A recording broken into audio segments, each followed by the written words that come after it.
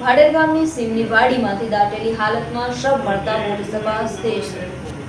ધારીના ભાડેર ગામની સીમમાં જમીનમાં દાટેલું માનવ કંકાળ મળી આવ્યું હતું. વશરામભાઈ સેંજલિયાની વાડીમાં દાટેલું માનવ કંકાળ મળી આવ્યું હતું. 30 વર્ષીય યુવકના શબને દાટી દીધું હોવાની પ્રાથમિક માહિતી મળી હતી. ધારી પોલીસ સાથે મામલતદાર તેમજ તંત્ર દ્વારા માનવ કંકાળ બહાર કાઢવામાં આવ્યું હતું.